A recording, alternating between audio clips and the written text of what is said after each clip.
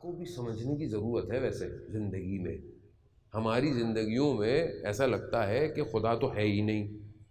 میں آپ کو نہیں کہہ رہا، برا مت مان جائیے گا، مجھے محسوس ہوتا ہے. یعنی ہم جب زندگیوں میں کبھی کوئی مشکل آتی ہے، کبھی کوئی پریشانی آتی ہے، تو ہم سمجھتے ہیں کہ سب کچھ ہم نے کرنا ہے، اور اگر ہم سے نہیں ہوا تو سب ختم ہو جائے گا. جبکہ ایسا نہیں ہے. جب حضرت نوح 950 سال تبلیغ کرتے رہے، اتنا مارا لوگوں نے حضرت نوح کو کہ حضرت نوح لہو لہان ہو جاتے تھے اور روز بے ہوش ہوتے تھے. روز بے ہوش ہوتے تھے. کیوں ہوتے تھے؟ کلمہ حق کی وجہ سے. یاد رکھیے گا، کلمہ حق قیمت مانگتا ہے. یہ ولایت اتنی سستی نہیں ہے، یہ قیمت مانگتی ہے. خوب حضرت نوح کی قوم جو تھی وہ مانتی نہیں تھی. چند لوگ، کچھ لوگ جو ہو گئے وہ حضرت نوح کی بات پہ مان گئے، کچھ لوگ مان گئے. اب کیا ہوا؟ اب انہوں نے کہا کہ پروردگار کب تک یہ ہوگا؟ عذاب بھیجیں ان کو، ان کے اوپر عذاب بھیجیں. کہا اچھا عذاب بھیجیں گے تو اوپر سے جو ہے وہ کچھ پھل آیا، کھجور. کہا کہ یہ کھجور کھائیے اور اس کا جو بیج ہے نا اس کو بو دیجئے. جب یہ درخت بن جائے گا نا تب عذاب بھیجیں گے. ٹھیک ہے، بیج بوجھ دیا گیا. 18 سال لگے درختوں کو آنے میں، پھر پھل لگے. کہا کہ پروردگار عذاب. کہا نہیں، اس کے پھل کو کھائیے، اس کے بیج کو بھی بوئیے. کہا پھر بیج بویا گیا، پھر 18 سال لگے. کہا پروردگار عذاب. کہا نہیں، اس کا پھل بھی کھائیے. اور یہ سلسلہ 4 سے 5 مرتبہ چلا. وہ جو لوگ جمع ہوئے تھے نا حضرت نوح کے گرد، وہ چھوڑ کے جانے لگے. کہا یہ کیا ہے، یہ کیا ہے؟ خدا ہے، خدا کی مرضی. خدا امتحان لے رہا ہے، خدا چیک کر رہا ہے کہ میری طرف کون ہے. اور یہ انبیاء کے امتحان بتا رہا ہوں عزیزان محترم. آپ کو قرآن کی باتیں بنو تو لوگ بڑے پریشان ہو جاتے ہیں، ادھر ادھر کتابوں سے داستانیں سنو تو لوگ جاگتے رہتے ہیں.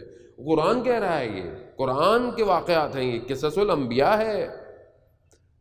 اب کیوں یہ امتحان لیا پروردگار نے؟ کہا کہ یہ جو جمع ہوئے تھے نا ان میں سے بھی دیکھو خالص کون ہے. خالص کو جانچا گیا. حضرت نوح ہے، ابھی شروع ہی کے معاملہ چل رہا ہے بشریت کا. ابھی بشریت بہت ایڈوانس نہیں ہوئی ہے. تو یہ آپ سمجھ لیں شروع میں کیسا امتحان تھا اور آخر میں کیسا امتحان ہوگا، اور ہو رہا ہے امتحان آخر میں. وہ وہاں پر جب امتحان لیا گیا تھوڑے سے رہ گئے.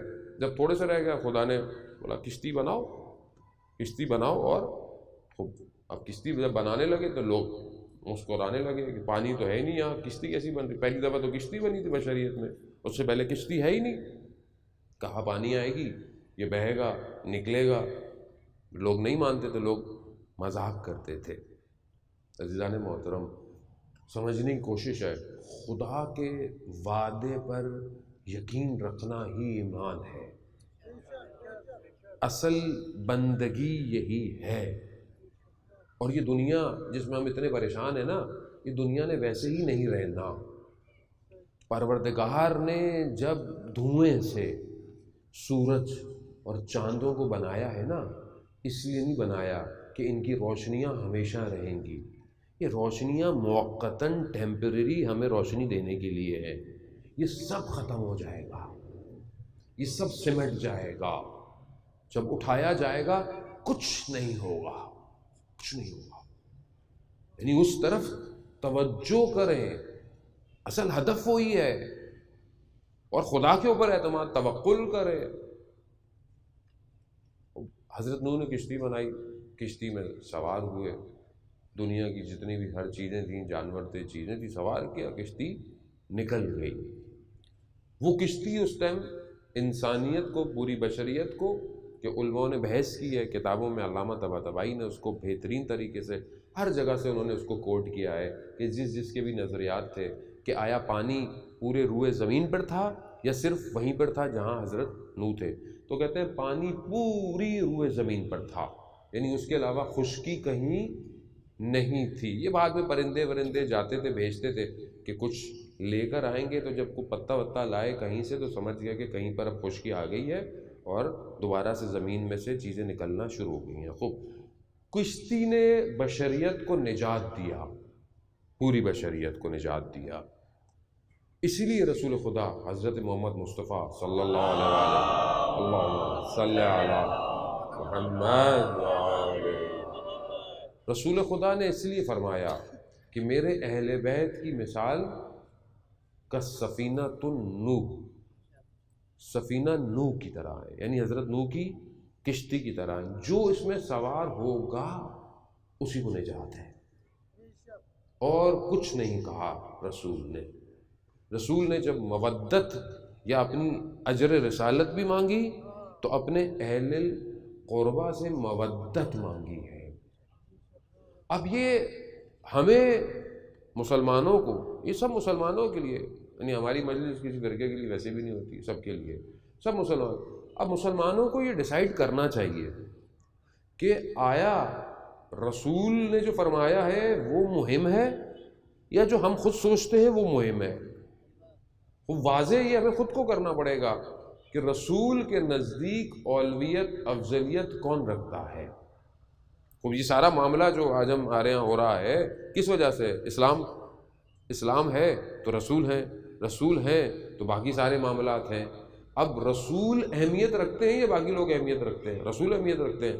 تو خوب رسول اکرم صلی اللہ علیہ وسلم نے کیا فرمایا، اب وہ دیکھیں۔ جب رسول یہ فرما رہے ہیں حسین منی و انا من الحسین، کہ حسین مجھ سے ہیں اور میں حسین سے ہوں، تو اب امام حسین علیہ السلام اگر نواسہ رسول ہیں، ان کی ایک ہی فرزند کے بیٹے ہیں، صحابی بھی تو ہیں نا بھئی، جس نے بھی رسول کو دیکھا وہ صحابی ہے، تو امام حسین سے زیادہ کسی نے رسول کو دیکھا؟